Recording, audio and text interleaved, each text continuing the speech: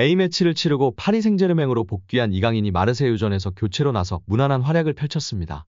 프랑스 마르세유에 위치한 스타드 벨로드롬에서 리그앙 27라운드 원정 경기를 치른 PSG가 마르세유를 2대0으로 꺾었습니다. 이로써 PSG는 승점 62점이 되며 2위 브레스트를 12점 차로 따돌렸습니다.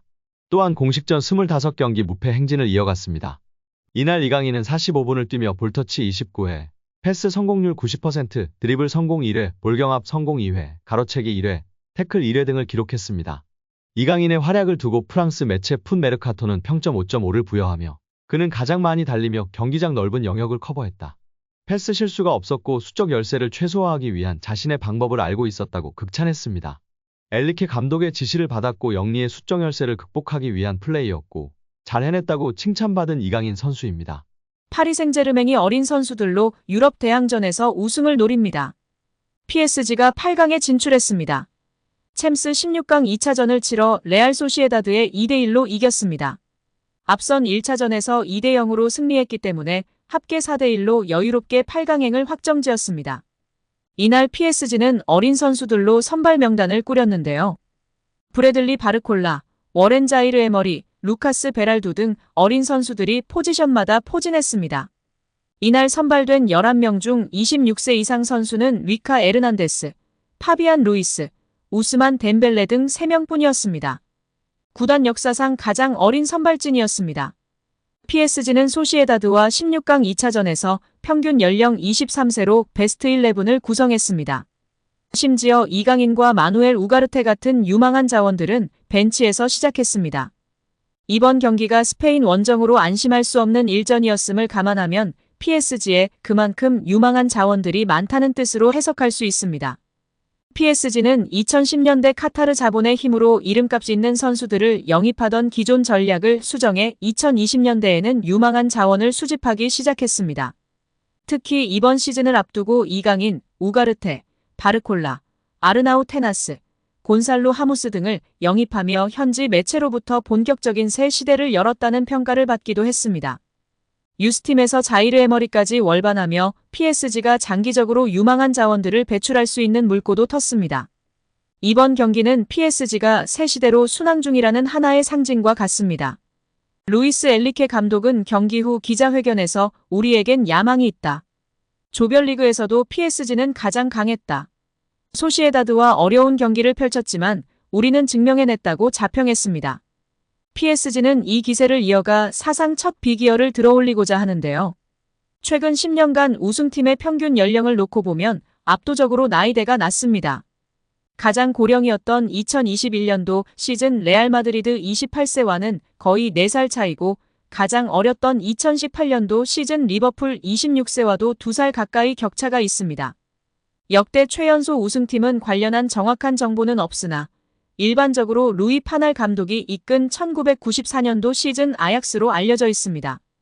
당시 선발진의 평균 연령은 24세가 되지 않아 PSG와 가장 비슷합니다. 파리 생제르맹에서 활약 중인 이강인의 미래가 더욱 밝아질 것으로 보이며 화제입니다. 나세르 알켈라이피 PSG 회장이 어린 선수들이 주축이 된 팀을 만들겠다고 공언했기 때문인데요. 유럽 축구 전문기자 파브리치오 로마노에 따르면 알켈라이피 회장은 우리는 앞으로 6에서 8년 더 함께 뛸 수 있는 팀을 만들고 싶다라며 유럽 축구연맹 챔피언스리그 8강팀 중 가장 어린 팀을 보유하고 있다. UEFA 클럽 랭킹 10위 안에서도 가장 어리다. 정말 자랑스러운 일이다라고 말했습니다. 현지에서는 알켈라이피 회장의 발언에 대해 미래 자원들로 리빌딩에 착수할 거라고 선언한 것으로 보고 있습니다. 킬리안 음바페가 떠난 후 새로운 청사진을 그리고 있다는 분석입니다. 영국 비사컨은 PSG의 알켈라이피 회장은 장기 프로젝트를 그리고 있다.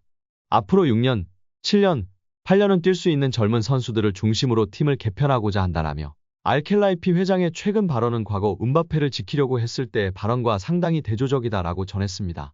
이어 PSG는 새로운 시대를 준비하고 있으며 음바페는 팀 계획에서 점점 사라지고 있다.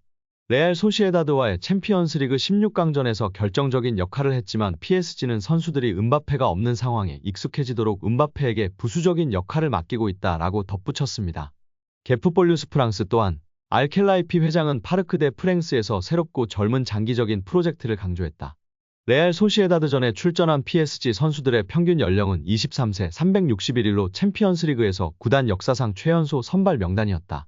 경기 후에도 알켈라이피 회장은 라커룸을 찾아가 선수들에게 부담 갖지 말라고 격려했다라며 현재 PSG가 리빌딩에 돌입했다고 설명했습니다. PSG의 최대 목표는 챔피언스리그 우승입니다. 프랑스 내에서는 적수가 없지만 유럽 무대에서는 힘을 쓰지 못했는데요. 2019년도 시즌 준우승이 가장 좋은 성적이었습니다. 알켈라이피 회장은 급하게 도전할 생각이 없습니다.